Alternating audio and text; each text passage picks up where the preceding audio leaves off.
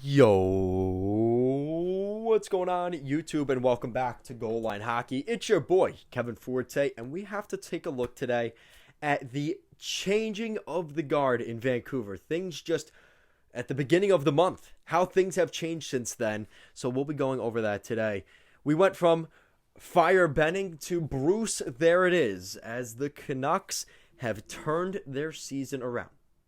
Maybe perceptually, maybe not. So we'll be going over that today. So the Vancouver Canucks had a whirlwind of a start to their season. This is a team that everything that could go wrong went wrong for them. Oliver Ekman-Larsson, it seemed like, was a mistake early on. It sounded like this was a team that was destined to finish at the bottom once again in the standings. And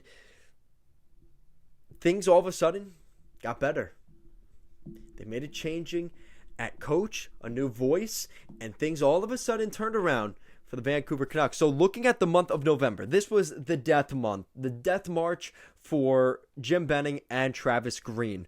So through that month, they went on some really rough losing streaks. They went to start the month, they beat Dallas, then they lost to Anaheim, Colorado, Vegas, Anaheim, Colorado again. They went on a 5-game losing streak.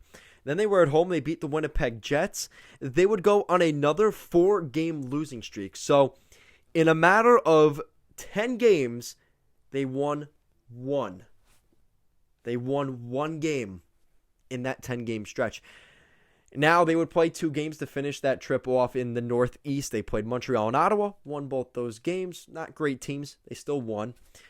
And then they lose to Pittsburgh. That's that infamous Sunday night, December 4th, the Fire Benning, boo chants, the jersey thrown on the ice, and then the head started rolling in Vancouver. Travis Green, Jim Benning both let go of their general manager and head coaching roles. Jim Rutherford has come in as the general manager, and we've now seen Bruce Boudreau as the next head coach of the Vancouver Canucks. Now, we saw something similar to this in the 2016-2017 season where the Minnesota Wild brought in Bruce Boudreau as their head coach. He was their head coach, and they ended up having a really great season. The 3 seasons prior to Boudreau coming into Minnesota, they respectively finished 4th, and 5th in their Central Division. That first season under Boudreau, they finished 2nd with 106 points. Things did well. Things continued to be pretty good there. He had 2 more seasons of, another season of success, a down season where they finished, I think, 6th in the division with like 83 points, and then his final season where he was fired in 57 games that year. So the turnaround of him turning around teams has happened. You look at his first couple years in Washington, let's be fair, they were some good teams, and they didn't win any Stanley Cups. That was the key thing in his time in Washington. He spent 4 seasons in Washington. All 4 of those seasons, again, you could argue the Southeastern Division. That was a division that had Tampa at its not best. You had Florida, they were not good. Carolina, they weren't good. Atlanta, we know the story with them. They're now in Winnipeg. So that was a different time. And you could argue that that was an easy division for Bruce Boudreau, right? He did well in Anaheim. His first couple seasons in Anaheim, he took them to the Western Conference Final once or twice, went on some deep runs, won the Pacific Division a couple times. So he's had success in the NHL. But this is a little different because it's mid-season and the expectations are so high. He's never been in a Canadian market. And that's been the thing about Boudreau, that we aren't sure how he's going to handle it. And I think most people would say he's going to be welcomed warmly into Vancouver because of his personality, the way he is with the media. He's not afraid of the media. He doesn't shy away from lightening the mood during a press conference. And I think a lot of people are confident that he can do the right things there to get this team on track. You look at what's happened already.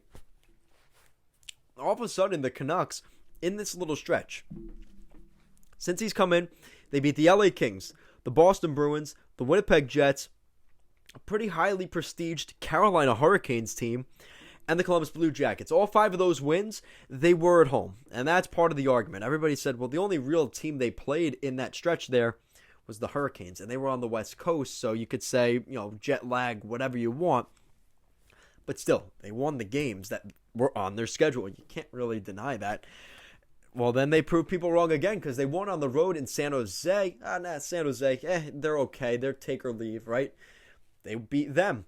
So the real test is going to be what you guys are going to see, or what you guys saw last night. But for me, later tonight, they're playing the Leafs in Vancouver. That's a critical game for the Canucks. It's a matinee game, late afternoon game in Vancouver. They got to win that game. And then they play through the rest of the month. They play Arizona, a late 7 o'clock game, West Coast time. And then the rest of their schedule up until 2022 is all teams in their division. They have 3 games on the road. They're all in California against all of the California teams, San Jose, Anaheim, and LA. And their 2 home games after Arizona are Anaheim and Seattle. So the toughest team they play here is the Ducks. They play 2 games against the Ducks here down the stretch. And then on New Year's Day, they play Seattle again. So there are winnable games here. They should be able to win those games against San Jose, LA, and Seattle. And even if they split with the Ducks, the Canucks at that point would definitely be back in the wild card conversation, as crazy as that sounds. But when you go on a 6-game winning streak, just think about that. That is 12 points that the Canucks have accumulated in a 2-week span. That is really impressive. And that's something, you're going to normally see.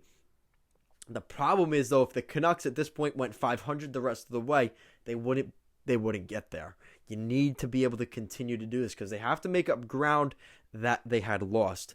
So there's a lot on the table here for the Canucks. Their power play is actually improved. I mean, you look at their special teams, 19.6% on the power play. That's 13th in the league, just a little above average. But their penalty kill is still worst in the league, 67%. But in this 6-game stretch, they have been more disciplined, better on the penalty kill when they have to kill penalties, and they haven't killed as many penalties. Less frustration, less angst in the room, and these guys are playing better. Is that the biggest thing that changed? Is just they're taking less penalties because there's a different guy in the room. There's less frustration. They're not putting their frustration out. They're trying to be, have a good look for their new head coach. And not to mention, Thatcher Demko looks like he did back in 2020 in the bubble year when they went to the Western Conference Final. They inevitably lost in the 7th game to the Dallas Stars. We're seeing that goaltending come back for the Canucks. So the combination of the way they've kind of handled the penalty killing situation, which obviously is atrociously bad, and the fact that they're getting better goaltending, the Canucks are back in a position where maybe they don't make the playoffs. I'm not going to say 100%, but they've given themselves life to at least be in the conversation. I think that is more than the Canucks could ask for, considering how things had started this year, because everything went wrong.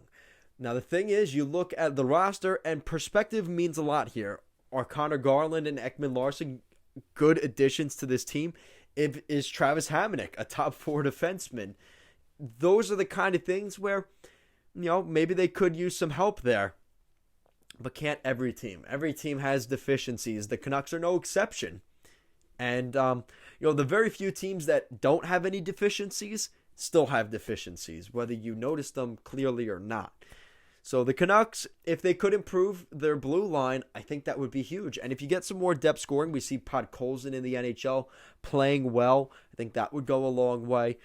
Seeing more from Connor Garland, some of those additions they added this past summer to prove, all right, these guys are good, that would make a world of a difference for the Canucks and put them in that position where we're saying, going into 2022, New Year's night, damn, the Canucks have come a long way in the month of December. So let me know what you guys think in the comment section down below. What do you think of the Vancouver Canucks? Can they overcome their shortcomings earlier this season? Or are they going to fall back to mediocrity? Once they get a loss under Boudreau, they start to drop 2 or 3 games here and there. The message kind of dies out quickly, and we see the Canucks back to their frustrated selves. Fire whoever from the fans, throwing jerseys on the ice. How will this season end for the Canucks? Let me know what you guys think. Guys, as always, thank you so much for watching this video. I really do mean it, and I will see you again next time. Go Canucks.